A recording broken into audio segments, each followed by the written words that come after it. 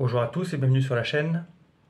Aujourd'hui, je vais vous présenter un couteau fixe du coutelier français Pierre-Henri Monet, dont j'ai parlé à de nombreuses reprises sur ma chaîne.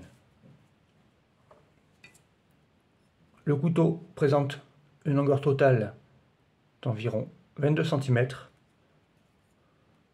pour une lame mesurant environ 11 cm de long et présentant une épaisseur maximale d'environ 4 mm. Notre lame est forgée dans un acier au carbone. Elle adopte un profil proche du straight back, le dos droit, même si on le voit, le dos s'affaisse légèrement en direction de la pointe.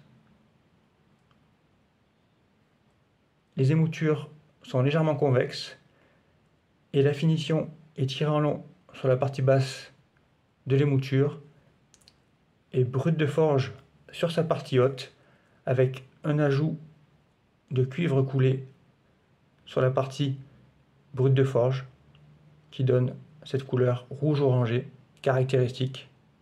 Un procédé utilisé assez régulièrement par Pierre-Henri Monet, même si je ne possédais aucune pièce avec cette caractéristique. Très jolie sur le plan esthétique. A noter que le poinçon de Pierre-Henri Monet n'apparaît pas sur cette pièce. Peut-être est-il présent sous la coulée de cuivre. On note également que le ricasso sur la partie basse a été aplani pour former, on le voit, une sorte de garde et pouvoir positionner l'index en butée contre l'arrière de la lame pour plus de confort et plus de sécurité. Une très belle lame de Pierre-Henri Monet. Le manche est constitué de plaquettes en frêne d'un très beau fil. Il s'agit d'un montage en plate semelle avec 4 rivets métalliques.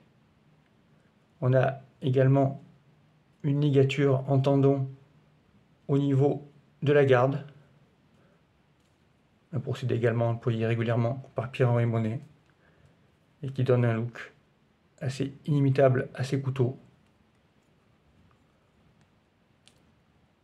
La plate semelle reste épaisse jusqu'à son extrémité. Parfois, Pierre-Henri Monet l'affine en direction de l'extrémité du manche. Ici, ce n'est pas le cas. Et caractéristique de ce couteau, c'est l'extrémité de sa plate semelle en volute, une volute torsadée à la forge. On le voit, un procédé très esthétique avec cette partie de la plate semelle qui a été tournée lorsqu'elle était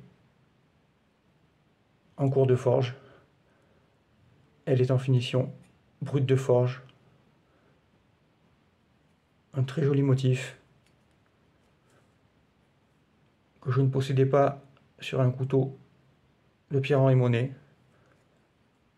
Pour comparer avec ce couteau de Christophe Milyon, on a le même type de volute.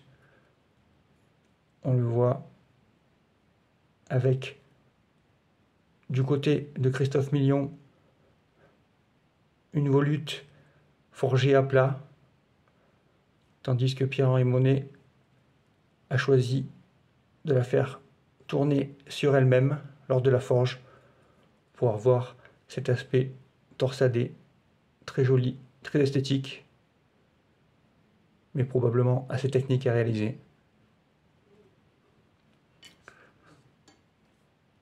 Le couteau est accompagné de son étui en cuir, avec son passant ceinture, des motifs floraux sur la face avant, un étui qui vient couvrir une grande partie du couteau, qui permet un port à la ceinture.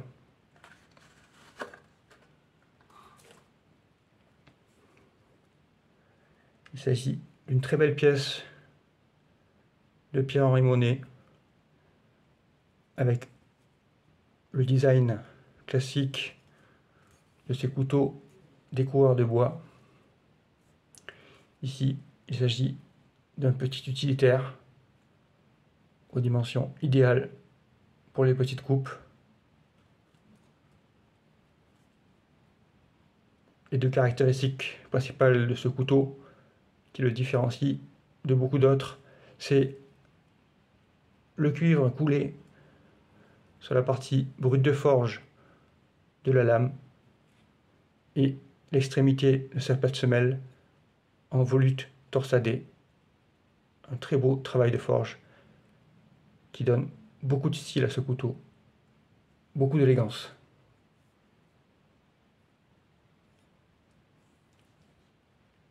Voici la présentation de ce couteau fixe de Pierre-Henri Monet. Je vous remercie pour votre attention. À bientôt sur la chaîne.